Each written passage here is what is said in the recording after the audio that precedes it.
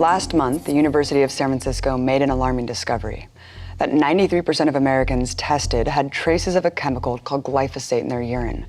Last year, the World Health Organization deemed glyphosate a possible carcinogen. So why is glyphosate everywhere, including inside of us?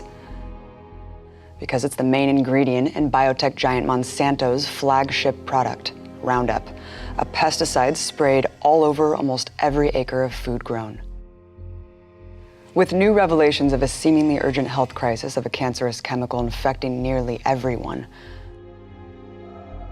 one would think the company responsible, along with the US government, would take measures to protect people, but in fact, they've done the opposite.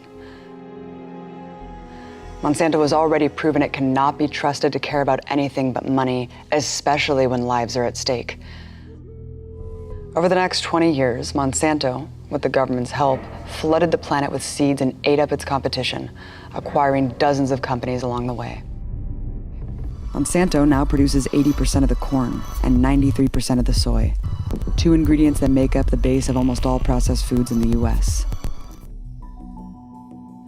By 1995, the EPA had ranked Monsanto 5th among US corporations on its list of top dumpers of poison, having discharged over 37 million pounds of toxins into the air, water, and land.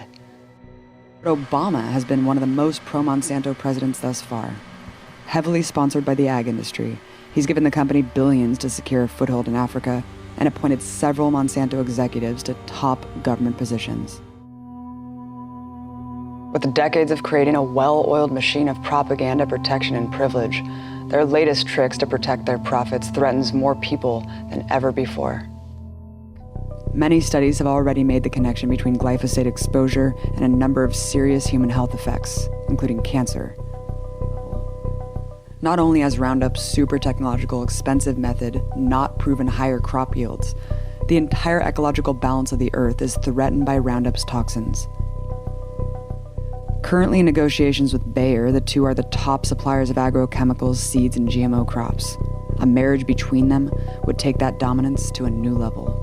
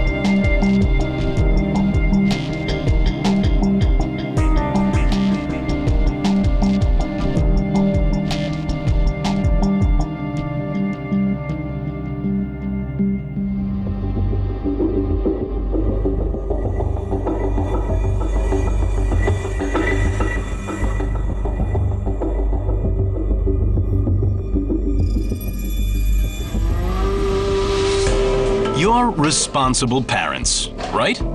At home, you keep hazardous products out of the reach of the kids. But there is a chemical threat that you can't fight against. Pollutants that you can't see and that you can't smell, but to which our children are very exposed. Dangerous particles that are hidden in our food and in the water that we drink. They are the most vulnerable when it comes to chemical products. Cancers, birth abnormalities, hormonal problems, mental impairments, and even autism. To measure the exposure of the children from these schools, we suggest a little experiment to their parents. We take a lock of hair from the children. On average, these children have 44 pesticides in their hair, of which 24 are categorized in these red columns. pesticides that are banned, but which are still present in the environment, or authorized pesticides that are classed as dangerous, carcinogenic compounds, toxic to reproduction, neurotoxic, mutagenic, hormone disruptive. C'est un cocktail, ouais, ça c'est sûr. Est-ce qu'il y a plus de risques pour ces enfants-là? On sait que l'exposition à un cocktail de différents polluants, pesticides ou autres, peut avoir des effets à court terme ou à long terme, des fois transgénérationnels, sur les individus qui ont consommé. In the United States, they are seeing an explosive growth in autism. The highly official CDC, the Center for Disease Control and Prevention, is blunt. 1 in every 68 children is affected by an autism spectrum disorder. La pandémie est mondiale. Cette année, le nombre de cas d'autistes diagnostiqués chez les enfants sera supérieur au diagnostic de diabète, de cancer et de sida additionnés. Voilà, c'est ça la réalité. C'est hallucinant. The increase in autism amongst children could also be linked to our chemical environment, and one insecticide in particular.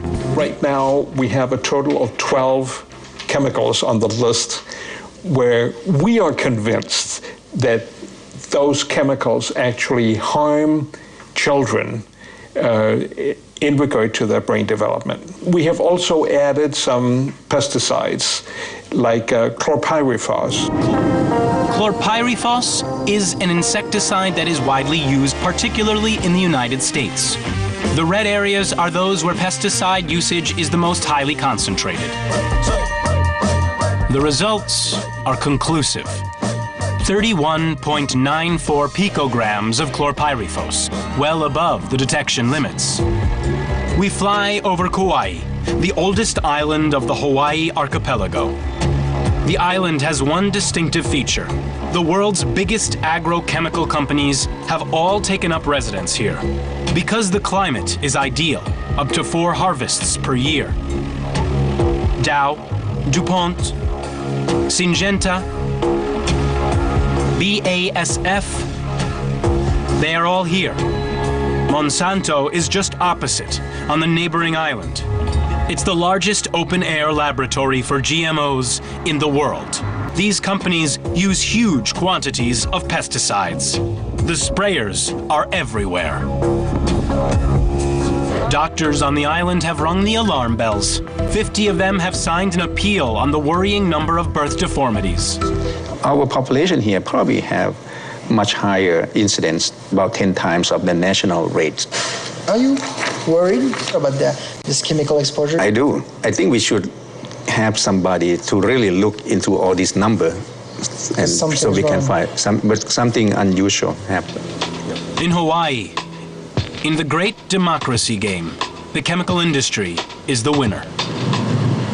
We go through this belief of having the right to express ourselves and vote, and we have done that, and we were victorious, and then they hold everything up.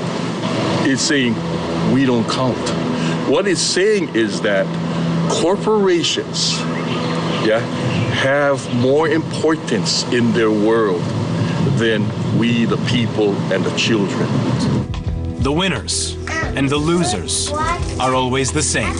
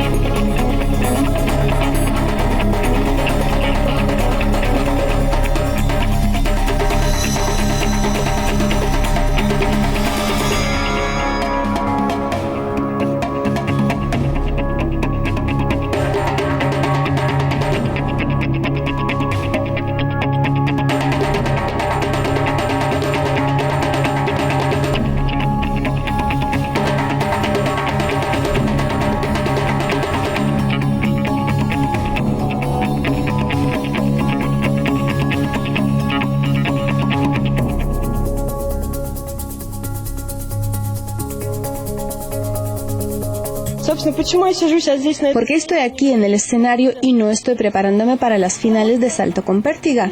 Porque el presidente y los miembros de la Asociación Internacional de Federaciones de Atletismo le impusieron a los deportistas rusos criterios imposibles de cumplir, y el principal criterio era vivir y entrenarse fuera de la Federación de Rusia. Eso no es posible. Ni una persona en este planeta puede prohibir a otra persona vivir, entrenarse y trabajar en su país.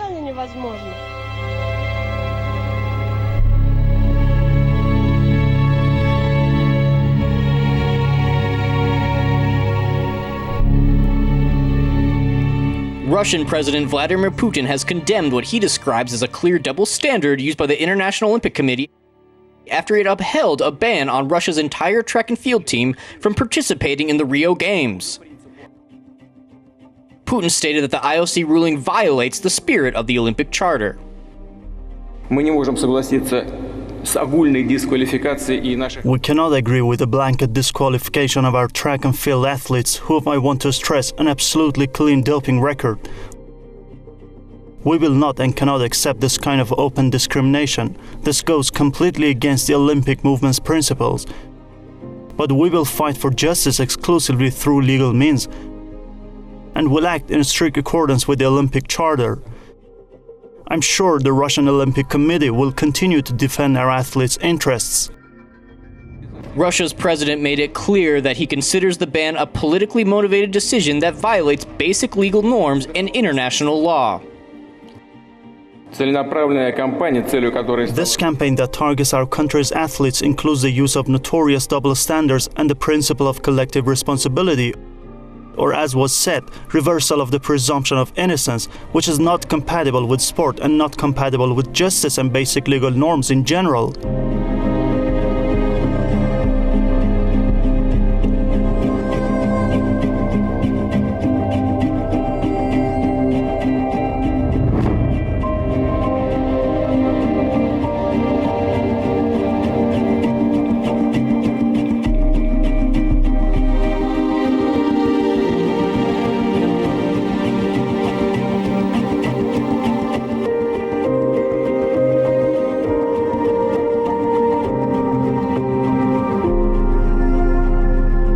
The never-ending twists and turns with the Russian doping scandal story. The whole country, the whole team, they've already come to terms in their minds. They've put up with the fact that the entire Russian track and field team will not get a chance to compete at the Rio Olympics, with just one exception, Russia's long jump competitor Darya Klishina. She lives and trains in the US. She's been undergoing doping testing thousands of kilometers away from Russia. So any kind of accusations against Russian doping test labs, in her case, they are completely irrelevant. The International Association of Athletics Federations first said that she will be able to compete in Rio 2016, and now they are revoking this decision, which of course came as a surprise for Russia. It came as a huge shock for Darya herself, who's already in Rio. I'm a clean athlete and have proved that already many times and beyond any doubt. Based in the US for 3 years now, I have been almost exclusively tested outside of the anti-doping system in question. I'm fallen victim to those who created a system of manipulating our beautiful sport. Russia's Olympic chief Alexander Zhukov too has been quite critical of the IAAF. It's astonishing that the IAAF has waited until the last moment to arrive at the decision to ban Darya Klishina. They had all the information, like all the other federations, significantly earlier. Why is it only now that she's found out she can't participate in the Games, when she's already received her accreditation and pass for the Olympic Village? This is a very bizarre decision in my view.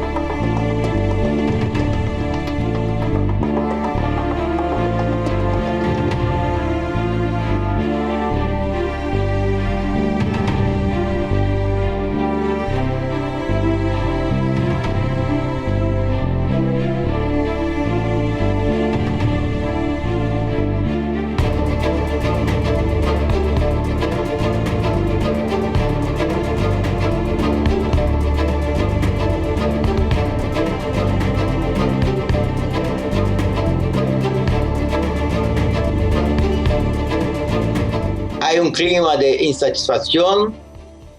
A nadie le gusta este gobierno. Su índice de aprobación es de 14%, pero por otro lado no hay una movilización organizada del pueblo. Entonces nosotros tenemos de manifestaciones individuales o de grupos de activistas que están organizados para hacer oposición, pero no hay una gran movilización popular. A la mayoría de la población le gustan los juegos, pero en relación al gobierno actual, sí, el país está dividido y muchos tienen conciencia de que estos juegos fueron posibles por causa del gobierno Dilma y no por causa de Temer, que está ahora ocupando la presidencia. Hubo una articulación de ciertos grupos que son muy poderosos en la sociedad brasileña, grupos económicos, grupos financieros, que están trabajando para excluir Dilma Rousseff de la presidencia y poner en el poder un grupo político que es tan o muy más corrupto do que el grupo que estaba en el gobierno anterior, pero que va a servir a los intereses de ciertos grupos económicos, financieros y también a los intereses de Estados Unidos.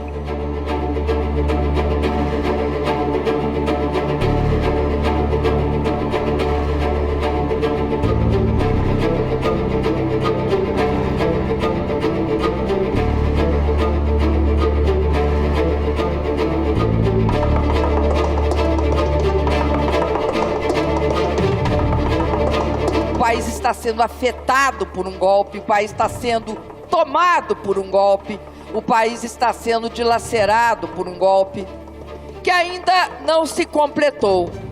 E não se completou, mas que nós temos obrigação de tentar parar. Porque se eles tiverem oportunidade, os estragos serão muito grandes. É de fato uma eleição, é mais do que um golpe. É um golpe seguido de eleição indireta. É disso que se trata hoje. Por que é seguido de eleição indireta? Eles mesmos reconhecem, vários deles reconhecem. Não há crime, há um julgamento político. Só que julgamento político cabe no parlamentarismo.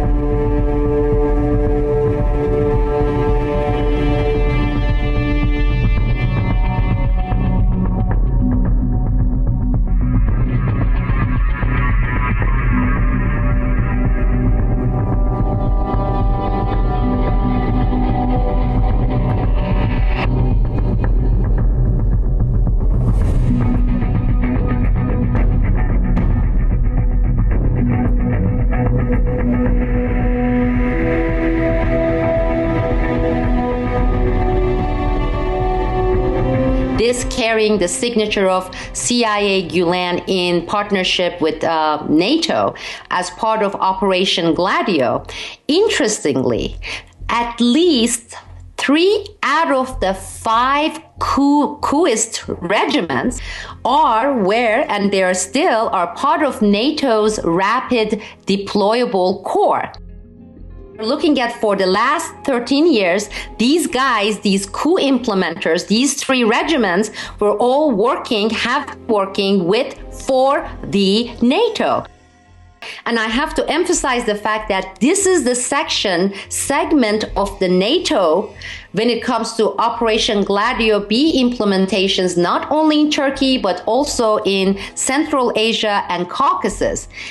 Now, can you get more explosive than this?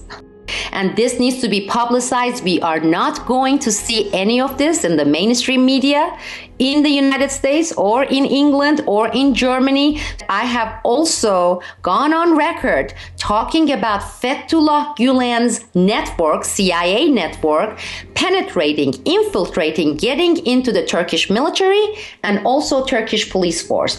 About 15-20% of military in Turkey has been infiltrated by CIA Gülen network, and the number is like closer to 70% of Turkey's police force has been infiltrated throughout this last 15-20 years by Gülen network. And again, you see it clearly during the coup, as you see with these documented information facts, Turkish police forces, the ones part of Gülen's CIA network, they assured the coup implementers that they were going to support, not oppose them. As you see, the mainstream media in the US is focusing on Erdogan, President Erdogan in Turkey, rounding up these traitors, right? Thousands of them. Well, we just show with these documents, these evidence, these facts, that these people, including those people that he's arresting right now, President Erdogan, they are the ones who have been working for the CIA and Gülen network. So it is within his rights, the country's right, to arrest and prosecute these people. And then when we go back and revisit NBC News during the most critical stage of these coup attempt, putting out this information, this lie that was concocted by their high-level senior Pentagon military sources, saying that Turkish president was on the run, he had escaped the country, he was inside a plane and flying on top of Germany, Frankfurt, and requesting for asylum. So NBC worked together with CIA, Gülen network, and NATO and their pawns, the coup implementers, trying to speed up, facilitate this illegal coup in Turkey, because they use this psychological warfare tactic, saying, your leader is on the run, it's over, people. He's trying to get asylum in Germany, so this is over with. This is what NBC tried to do. Now, this is extremely important. It basically proves what we have been claiming, saying this coup was plotted and originated by CIA, Gülen network in partnership with NATO.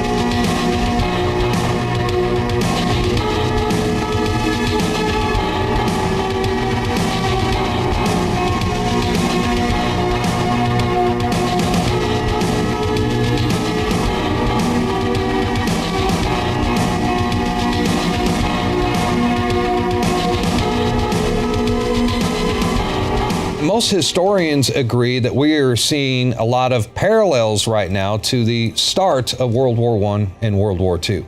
Russia says the U.S. is making it more difficult for them to avoid the outbreak of large-scale conflicts. Vladimir Putin just signed a document declaring NATO a threat to their national security. He also says we are on the brink of war, and the fact that you are not hearing about any of this on the mainstream news shows just how controlled the media is. Well, the West doesn't have a media, you know that. Yeah. In the United States, there's 6 big companies that own 90% of the media. And basically, it's not allowed to function as a media. So you don't get any news. You just get the propaganda from Washington and from the corporations. The media in America, the print and TV media, is a propaganda ministry. Yeah. It lies for the government, and this is what Putin was telling them at St. Petersburg. And he was pointing out that this is really very risky because it encourages more reckless actions by Washington and NATO, and that there comes a time when Russia simply can't take the risk of these actions. And so he's telling the media, if you don't do your job, you are leading us into war. We know year by year what's going to happen, and they know we know. It's only you that they tell these fables, and you buy it and spread it to the citizens of your countries. Your people do not feel a sense of the impending danger. This is what worries me. How do you not understand that the world is being pulled in an irreversible direction? That is the problem. But they pretend like nothing's going on. I don't even know how to get through to you people anymore. You know, they've got most of the American population believing that Russia is going to invade Poland any minute. Yeah. The Baltics any minute. And Putin knows that we're lying. And this is the danger in it all, because when you publicly tell so many lies and you know that the person you're talking about knows you're lying, you put them on guard. So Russia continues to try to rely on diplomacy, but diplomacy is powerless if people don't care about the truth. And that's the case in Washington and with the NATO officials. And if the journalists can't challenge Washington and NATO because they don't have the independence to do that, then diplomacy is at a dead end. And so the minute that Putin and Lavrov finally give up on diplomacy and realize that it's a dead end and nothing can come of it, then there's nothing left but force confronting force. All of my life, presidents worked to reduce the tensions with the Soviet Union. They were trying to reduce the tensions between nuclear powers. Well, since George Herbert Walker Bush, the 3 presidents that have followed have all dramatically increased the tensions with the Russians. And when you have the tensions raised like they are now, and everybody is told that Putin is putting back the empire and he's going to invade and he's doing this and doing that, then that type of false alarm becomes more believable. A lot of Americans understand that they don't have a media and they have to go to alternative sources, which basically means the internet. So it's the only information we have. Unfortunately, you see, the bad guys can use it too.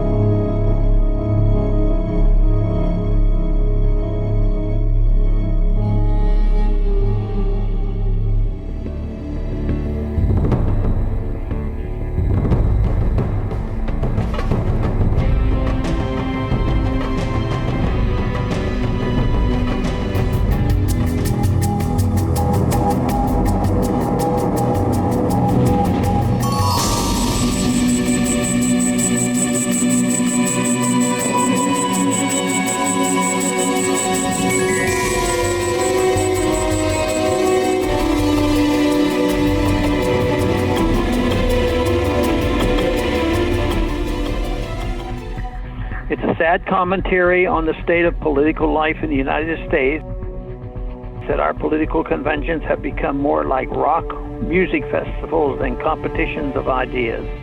But what is disturbingly absent is any mention of how we got to this crisis and how we can get out. From the current foreign policy mess to the looming economic collapse, all we hear is both party candidates saying that they will fix it, no problem. In her convention speech, Hillary Clinton promised that she would fight terrorism and defeat ISIS by doing more of what we have been doing all along, bombing. In fact, we have dropped more than 50,000 bombs on ISIS in Iraq and Syria over the past 2 years, and all she can say is that we will drop more. How many more bombs will defeat ISIS? How many more years will she keep us in our longest war, Afghanistan? Clinton does not understand that the policy of endless interventionism has brought us to our knees and made us far weaker. Does she really expect us to be the policemen of the world with $20 trillion in debt? Likewise, Republican candidate Donald Trump misses the point. He promises to bring back jobs to America without any understanding of the policies that led to their departure in the first place. Not once did he mention how it happened, the destructive policies of the Federal Reserve. Trump treated this week that home ownership is at its lowest level in 51 years. He promised that if elected, he will bring back the American dream. He seems to have no idea that home ownership is so low because the Fed-created housing bubble exploded in 2007-2008. How are these candidates going to fix the problems we face in America if they have absolutely no idea what caused the problems? No matter who is elected, Americans are going to be very disappointed in the outcome. There is hope, however. It's up to us to focus on the issues, to focus on educating ourselves and others, and to demand that politicians listen.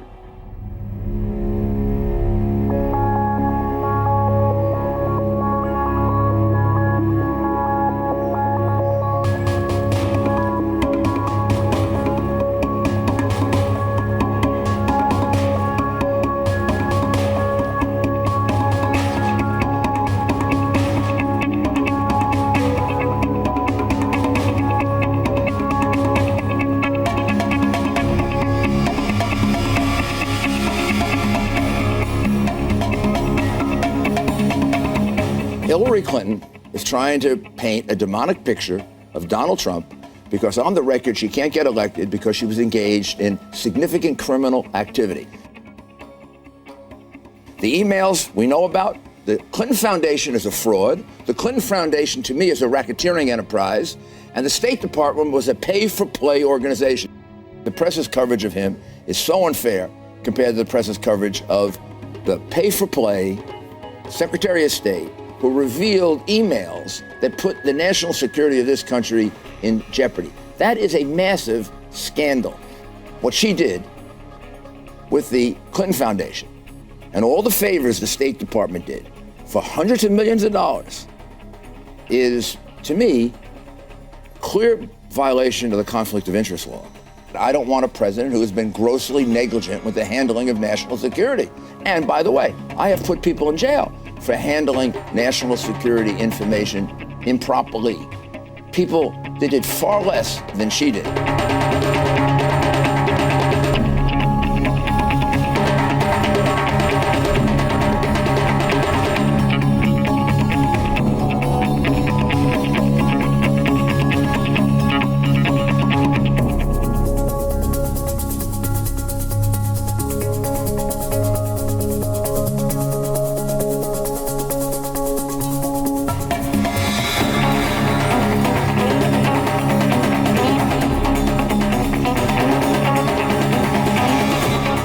Not content with releasing 20,000 emails from the Democratic National Committee, Assange now says he'll be releasing more material that he says will provide enough evidence to see Hillary Clinton arrested.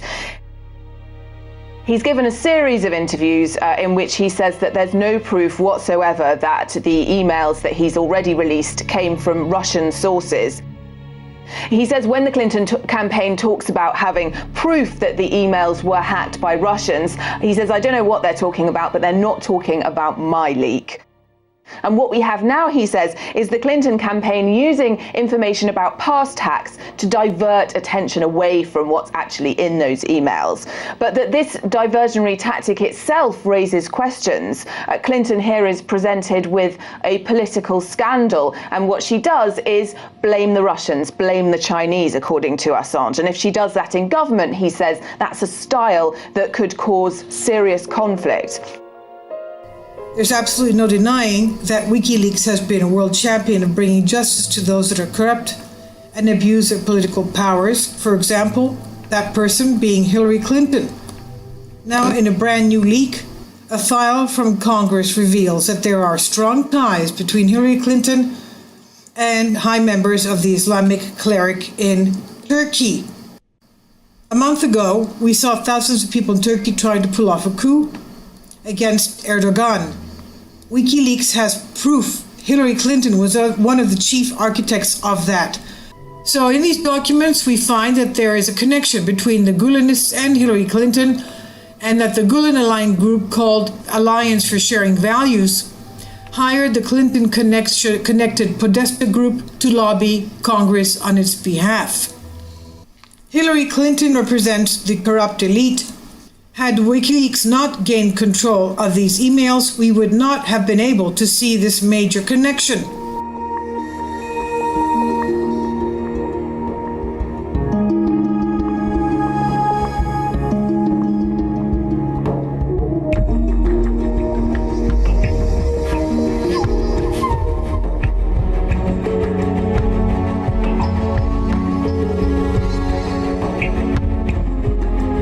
In so many words, Hillary Clinton's foreign policy stance is, quote unquote, to blow up the planet.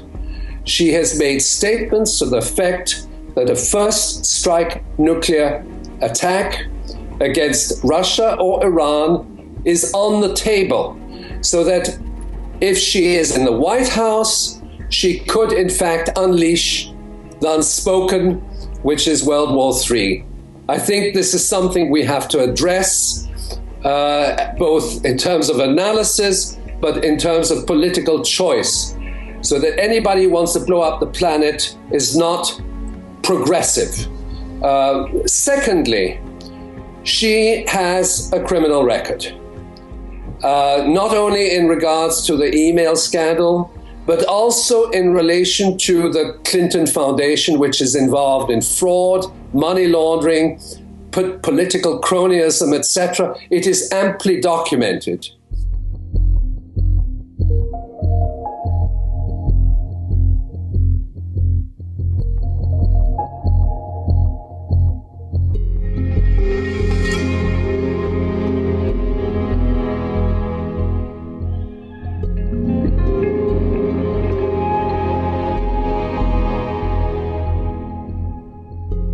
What on earth could be the reason behind Hillary Clinton's bizarre behaviour in recent weeks? Weird seizures, psychotic facial tics, over-exaggerated reactions, coughing fits, strange lesions on her tongue. Is Hillary on the verge of a mental breakdown due to stress, or are her strange outbursts linked to a medical condition? Is Clinton suffering from actual brain damage, or are these odd manifestations just an expression of some kind of narcissistic personality disorder? We know Hillary fainted and hit her head back in 2012, leading to a blood clot in her brain. In almost half of sufferers, this leads to side effects and neurological issues. Experts told me that this footage likely shows Hillary having a mild Jacksonian type of seizure caused by a side effect of the blood clot. Notice how shocked the reporter is by her behaviour, and how Hillary tries to turn it into a joke, but then continues having the seizure. Notice how it was triggered by several different people talking to her at once, which is a known cause of seizures. Is this why Hillary refuses to give press conferences? We see similar traits in this footage: the crazy eye movements, the overreaction to external stimuli, difficulty swallowing, choking, a garbled voice, again all side effects of strokes. Guess what else is a side effect of strokes? Spontaneous outbursts of laughter that go on for longer than is socially comfortable. Hearing about your damn emails. But there are a lot of people who are not. Well, including some aspects of Hillary's freakish behavior could be explained by the blood clot, but others could be a manifestation of her notoriously unstable personality and even drug abuse. Her sudden, profound, and disproportionate bouts of rage, confirmed by former Secret Service agent and her own campaign insiders. Her susceptibility to rage whenever she's challenged would also explain the complete dearth of press conferences and why her campaign builds human walls to keep reporters away. Hillary is also likely on the autism spectrum. She has virtually no empathy for other people. Then you have the memory lapses, the pathological lies about being under Bosnian sniper fire, the lies about her email scandal. All signs of cognitive impairment, personality disorder, or both. Hillary could be mentally incapacitated and incapable of handling stress, even before she takes on the most stressful job in the world. You, as a truly educated expert, 6 months a few years ago, disappearing into this brain tumor specialist facility, all the bizarre behavior, her obviously degenerating, acting so angry, looking disoriented, having many seizures. Looking at her, just in the videos you see online, if you saw that of a layperson, what would you say is wrong with them? I would say that she has a occult brain tumor, either glioblastoma, or that she has possibly an onset of Alzheimer's because of thrombosis to the brain. She has a well-known history of having concussions, not just one concussion, but concussions in 1998, 2009, and a major concussion in 2012. Which means that she has an ongoing post-concussion syndrome and or a glioblastoma or an onset of dementia or all three. Now we have a case where you have complete sociopathy. You have lies upon lies. There's no question her personality is one of the complete sociopath. It clearly said to me that Hillary at this point is not qualified physically, mentally, or emotionally to be the President of the United States.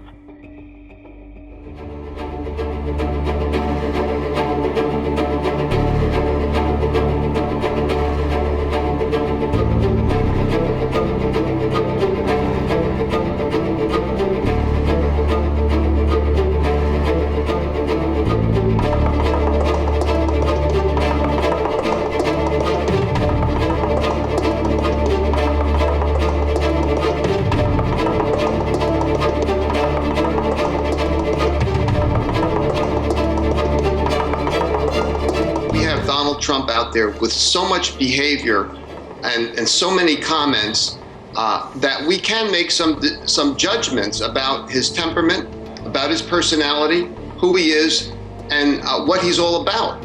And what I see is a lot of instability. I see a guy who's not consistent. He has discarded many groups of people, minorities, immigrants. He looks really quite unstable in a general election. And his personality and temperament is now an issue.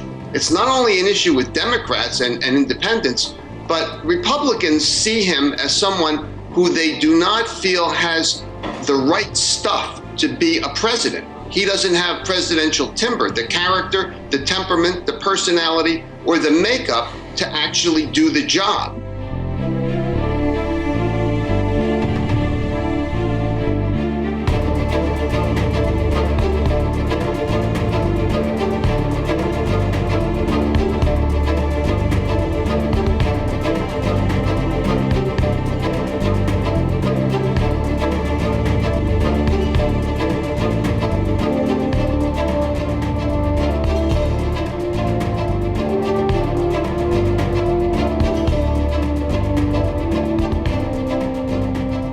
election's coming up in November, and we know that the powers that be, they want a certain candidate in power.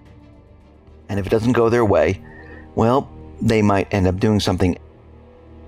The election system, the electronic ballot casting system, is going to be part of the critical infrastructure. And DHS will now be in control of the election systems. But what's very interesting about all of this, if there is a cyber attack, a blip or something they pick up or create, and I'm going to go with the create part, they can call the entire elections off.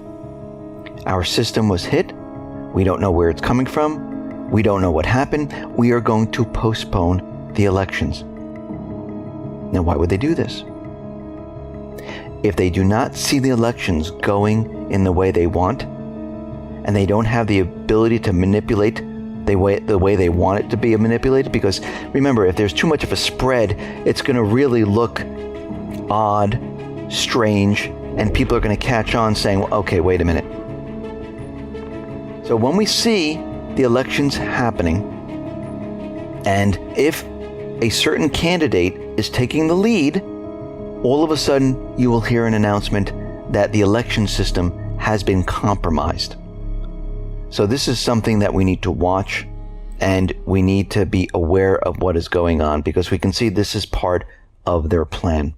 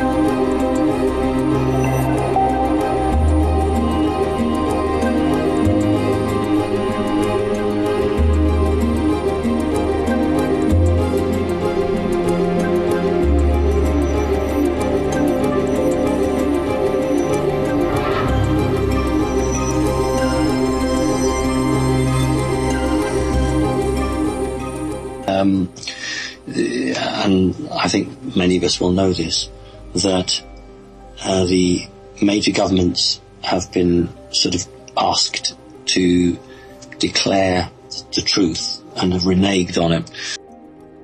And it's now to the position where they've all been given an ultimatum to bring forth disclosure, and if they don't, then disclosure will be brought forward without their say-so. The difference there is that if the Earth governments controlled disclosure, then they can manage the situation. If it's taken out of their hands, they can't.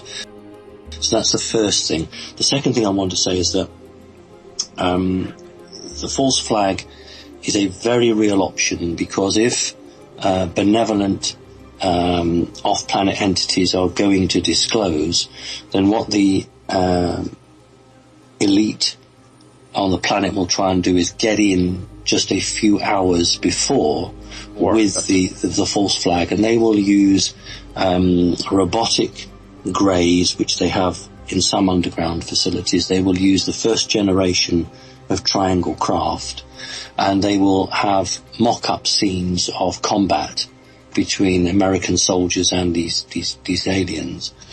The difficulty for them is that Putin in Russia is not going to play that game. The original plan was that the major countries of the world would all agree to that. But there are major countries now that are not going to play the game. So it's going to basically be America and Britain following suit, and perhaps Australia and Canada.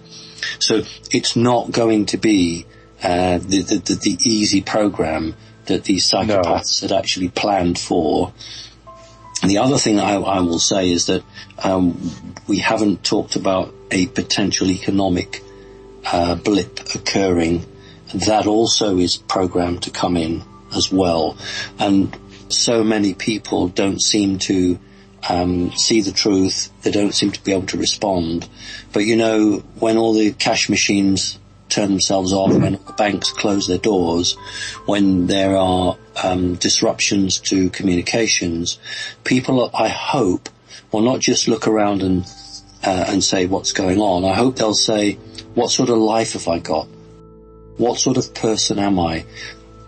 Is this the right way to elect my leaders? Are my values right? Now, I'm hoping that everything will change, that people will begin to question their whole way of living, the whole way that the system works. They will feel that, how could I have been so stupid? How could I have believed all these lies? Their whole world will have totally gone, and they're very vulnerable.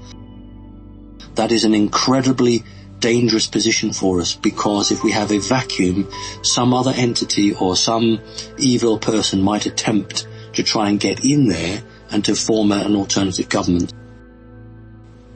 This world, this third dimensional planet, has been so modelled on the fourth dimension. We don't need to go through it very much.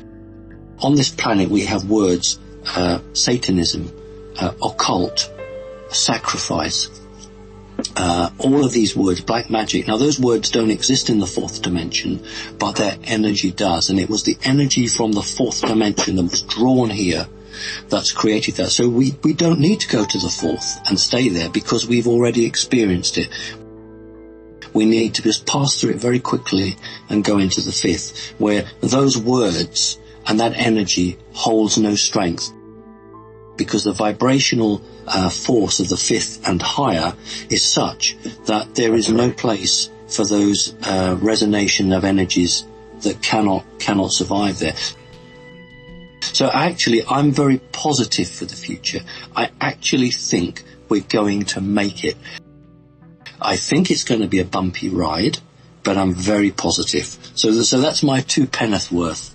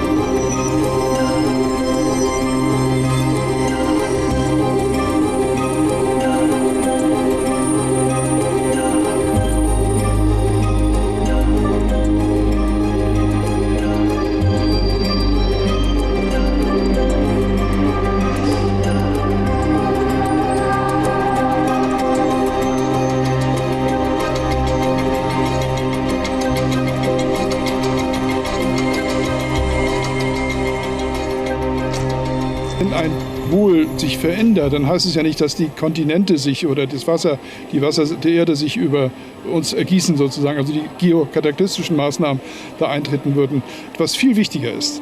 Und darauf setzt sich all mein Schwerpunkt, dass wir erkennen, dass die Abnahme des Erdmagnetfeldes, die ja immer damit einhergeht, sozusagen, wenn die Pole wandern, dann gibt es irgendwann mal den Moment, wo es ein Nullfeld gibt, bevor es dann umflippt oder springt. Und diese sehr schwachen Felder, die sind auch nicht überall gleich. Das heißt, es ist nicht homogen auf der Erde überall gleich schwach. Das kann man sich täglich anschauen. Da kann man sich die NASA-Bilder anschauen, die ESA-Bilder. Aber die Abnahme des Erdmagnetfeldes hat die große Bedeutung, dass die Stimmungslagen, wie ich früher gesagt habe, nicht nur verändert. Heute ist man so weit, dass man feststellt, Studien, die es ergeben haben, über 1,5 Jahrzehnte in Novosibirsk durchgeführt wurden, dass die Eigenschaften, die telepathischen Eigenschaften zunehmen, dass intuitive Eigenschaften zunehmen, dass die kognitiven Eigenschaften zunehmen. Also alles Eigenschaften, die wir ja für erstrebenswert halten. Und der Verstand sozusagen in die zweite Reihe gesetzt wird. Denn der Verstand kann diese Dinge oft gar nicht mehr ausdeuten, was dort über die Ideen, also aus dem Altgriechischen die Idea, also was als Inspiration dort reinkommt. Und genau das, der Verstand setzt sich oft ja störend davor und sagt, ist alles Quatsch. So, ist der Zensor. Und wenn man das nicht tut, dazu werden wir ja hineingehoben sozusagen durch das abgeschwächte Erdmagnetfeld zunehmend mehr, dass wir den Kanal der Inspiration automatisch geöffnet bekommen, ob wir es nun wollen oder nicht. Es ist noch nicht mal gesagt, ob es für jeden gut ist, denn es ist natürlich damit auch gesagt, dass dort Informationen reinkommen, die man vielleicht gar nicht hören möchte, weil das gar nicht mehr in sein Weltbild passt. Wo das Ego so stark ausgeprägt ist, dass es das andere, das Neue gar nicht möchte, dass es lieber festhalten möchte an alte Strukturen. Die Sonne spielt insofern eine ganz herausragende Rolle. Ich bezeichne sie sozusagen als den somatischen oder körperlichen Aspekt unseres höheren Selbstes. Sie ist sozusagen ein erweiterter Körperteil, der eben nicht in unserem Körper ist, ja, also meinetwegen in unserem Gehirn, sondern außerhalb. Auf der quantenphysikalischen Ebene ist die Sonne auch nicht entfernt von uns, sind wir sowieso miteinander verschränkt. Ja. Insofern ist die Sonne, das sehen wir ja an den Messergebnissen immer wieder, unmittelbar mit unserem Erdkern zum Beispiel auch zusammen verbunden und mit uns, mit unseren Herzen, mit unseren elektromagnetischen Feldern, die wir selber auch generieren, sind wir unmittelbar verbunden. Das heißt, sie ist ein Teil von uns selber und führt uns in andere Bewusstseinszustände. Vor allen Dingen sollten wir unsere Denkstrukturen hinterfragen. Diese alten Muster, die einfach da sind, sagt sich auch so leicht dahin, aber sie sind einfach da. Die ganzen Konditionierungen durch die Abnahme der Erdmagnetfelder zum Beispiel können dann auch andere Strahlen von der Sonne, zum Beispiel elektromagnetischen, zumindest kurzzeitig stärker auf uns einwirken, genau. Werden wir ja automatisch in bewusstseinserweiterten Situationen geführt, sodass wir über den Tellerrand schauen können und durchschauen können, inwiefern wir diese Matrixstrukturen, die Ego-Programme überhaupt gelebt haben. Für uns ist das so normal und selbstverständlich gewesen. Und dass es da aber noch etwas anderes gibt, einen Wesenskern von uns, der es ja der uns im Eigentlichen ausmacht, haben wir vergessen. Aber das Ego hat sich so wie ein Imperator aufgestellt und so verhält es sich auch und lässt nichts anderes zu. Ist sogar in der Lage, Sabotageprogramme, die Psychologen kennen den inneren Saboteur, der ergibt sich daraus, aus so ein Phänomen, aufzustellen und sagen, also wenn meine Vormachtstellung in Gefahr ist, dann lasse ich mir was einfallen. Das wird dann nicht mehr möglich sein, weil wir erkennen, wie bei einer Nahtoderfahrung, da passiert etwas, ich sehe etwas, nehme etwas wahr, das einfach mal in eine Schieflage geraten ist. Wenn wir allein nur zulassen, wer wir wirklich sind, und dass wir mit dieser Haltung im Grunde genommen alles zustande bringen. Und wir, jeder Einzelne für sich, das Zünglein an der Waage sind, was auch wichtig ist. Wir selber, jeder Einzelne ist das Zünglein an der Waage. Das heißt, dieser Schmetterlingseffekt, der ja bekannt ist, dass ein kleiner Schmetterlingsflügelschlag ausreicht, um irgendwo einen Tornado, einen Hurrikan hervorzurufen. Das sind wir ganz genauso. Ja, das ist letztlich ein Fakt. Und wenn wir diesen Aspekt tatsächlich nicht nur theoretisieren, sondern wirklich auch umsetzen, unsere Haltung sich ändert, ist es das Beste, was wir machen können.